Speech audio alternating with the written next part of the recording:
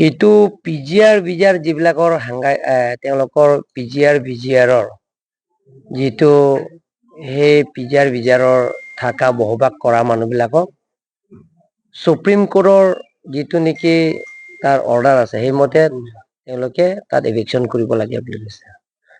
সেইমতে আমি কাৰ্বি আংলং অটোনমাস কাউন্সিলৰ পৰা এটা সিদ্ধান্ত লৈছো আৰু অল পলিটিকেল পাৰ্টি ৰাজনীতি দল সংগঠন তেখেতসকলৰ আলাপ আলোচনা কৰি আমি এভিকশ্যন কৰিম বুলি আমি সিদ্ধান্ত লৈছো। সিদ্ধান্ত মতে আমি পিজিআৰ ভিজিআৰৰ মাটি বসবাস কৰা সকলৰ কাৰণে আমি যিবিলাকৰ কাউন্সিলৰ পৰা এপইণ্টমেণ্ট দিয়া চৰকাৰী কামৰা 11 জনৰ আমি লগে লগে তেওঁলোকৰ আমি চাকৰিৰ পৰা আমি তেওঁলোকৰ টাৰ্মিনেট কৰিম। ইয়াৰ পিছত তেওঁলোকৰ কাৰ্বি আংলং অটোনমাস কাউন্সিলৰ পৰা আমি নটিচ দিলো যে আপোনালোকে 15 ডেজৰ ভিতৰত পিজিআৰ ভিজিআৰ থকা বসবাসসকলে ইয়াৰ পৰা যাব লাগে, আমি এভিকশ্যন কৰিম। কিন্তু সেই নটিচ দিয়াৰ পিছত তাত বসবাস কৰা মানুহবিলাকে হাইকোৰ্টত PIL কেছ দিয়া হৈছে। PIL কেছ চলি আছে এতিয়ালৈকে। PIL কেছ দিয়াৰ পিছত আমিও লাগি আছো কেছ জিকিবৰ কাৰণে, কিন্তু কেছটো এতিয়ালৈকে চলি আছে PIL case. Contempt of court act 1971 under section 12 মতে আমি যদি এভিকশ্যন কৰিবলৈ হলে আমি ওটা পানিচমেন্ট পাম, আৰু সেইটো কোৰ্ট কেছ চলি থকা সময়তো এভিকশ্যনটো কৰিব নোৱাৰে।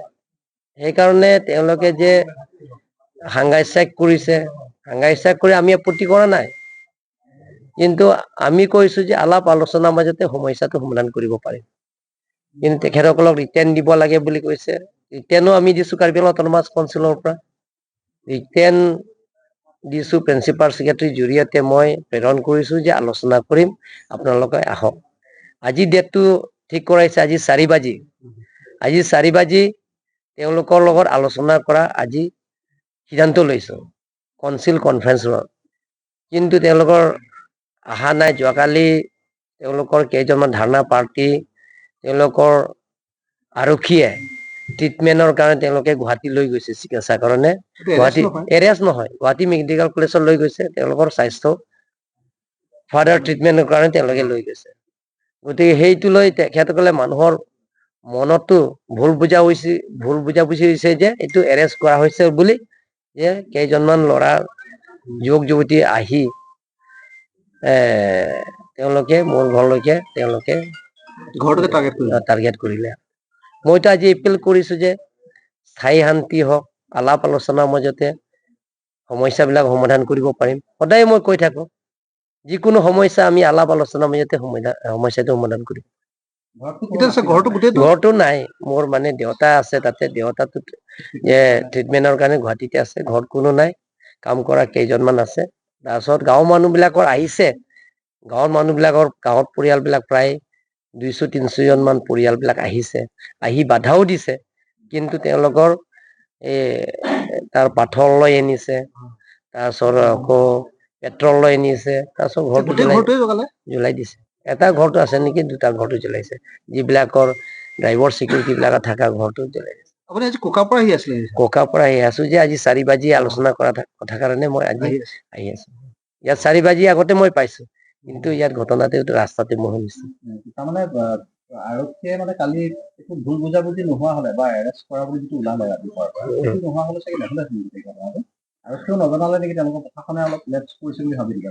নহয়, তেখেতসকল আৰক্ষীয়ে ট্ৰিটমেন্ট কাৰণে আপোনালোকক লৈ যাম বুলি লৈ গৈছে, এৰেষ্ট নহয়। আৰু এইটো কোৱা হৈছে, আৰু তেওঁলোকৰ যিবিলাকৰ আন্দোলন APSLC লিডাৰৰ তেওঁলোকক বুজাইছে, আংটং দি সেই সময় আছে বুলি কৈছে যে এৰেষ্ট নহয়, ট্ৰিটমেন্টৰ কাৰণে গুৱাহাটী লৈ গৈছে।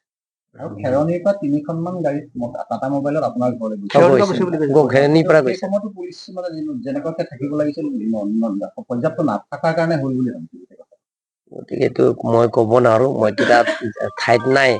গতিকে এতিয়াতো যি ঘটনা হৈছে, গতিকে মই ৰাইজক অনুৰোধ কৰিব বিচাৰো যাতে এনেকা ঘটনা কাৰ্বি আংলং নহয়। একাউণ্টটো অলপ উত্তেজনা আছে, অলপ মাথা চাথা সকলোৱে দল সংগঠন মই অনুৰোধ কৰিছো, কাৰ্বি আংলং ৰাইজক অনুৰোধ কৰিছো, বুদ্ধিজীৱীক অনুৰোধ কৰিছো যাতে কাৰ্বি আংলঙৰ এনেকা ঘটনা যাতে নহয়, শান্তি। তাকে শান্তি থাকক, তাৰ কাৰণে মই সকলো ৰাইজক অনুৰোধ কৰিছো। মানে প্ৰতিবাদকাৰীখিনি খেৰণিৰ পৰা গাড়ী লৈ গৈছে।